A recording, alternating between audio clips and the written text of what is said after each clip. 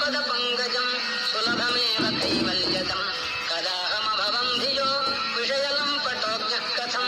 चिदंबरमहानटं हृदि विचिन्तये सन्ततं न चास्मि कुशलस्मृतौ स्मृतिपुराणकाव्येषु वा कलासु विविधासु वा परिचितोऽस्म्यहं नैव भोः कथं मयि भूभुजां भवतु हर्षपूरस्वतः चिदंबरमहानटं हृदि विचिन्तये त्वामहं नटेशसुरपूजितं भूभुजां भवतु हर्षपूरस्वतः चिदंबरमहानटं हृदि विचिन्तये त्वामहं नटेशसुरपूजितं तव तु कुञ्चिताङ्घ्रिं जनाः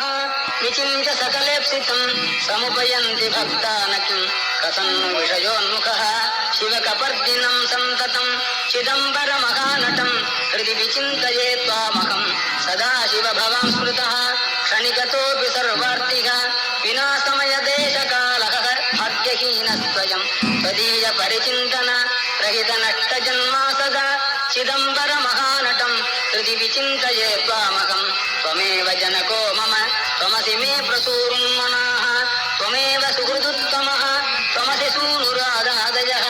भवन्तमगजाधिप त्रिदश सार्वभौमत्वकं चिदंबरमहानटं हृदि विचिन्तये सन्ततं नृकण्डुतनजं पुरा शमनपाशसम्पीडितं यदीयपदपङ्कजं शरणमेवावापस्वकं निगत्य यमुनाग्रजं चिदगमत्रिशूलेन तं चिदंबरमहानटं हृदि विचिन्तये त्वामहम् उमासखचिदात्मकं तव तु दिव्यरूपं विभो हृदन्तरनिविष्टमहमपारयन्वीक्षितुम् उदैव विचरन् बहिर्यपनयं सकालं कदा चिदंबरमहानटं हृदि विचिन्तये त्वामहं विमृश्य मयि किल्बिषान् अवधुनोत्ययं नार्हति प्रकाममतिदुष्टधीः मम पदाब्जयो संसृजम् इति क्षिपसि चेत् प्रभो कमुपयामि भीतस्ततः चिदंबरमहानटं हृदि विचिन्तये त्वामहं जनाः कति कतित्रिगो कुचास्तिष्ठकलेवरम् विराट्हृदयपद्मस्य त्रिकोणे शिवया सह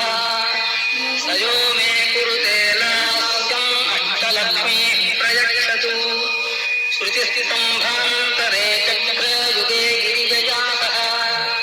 सयो मे कुरुते लास्यम् अष्टलक्ष्मीः प्रयच्छतु शिवकामी कुचाम्भोज सौर्यभागपरिष्कृतः सयो मे कुरुते लास्यम् अष्टलक्ष्मीः प्रयच्छतु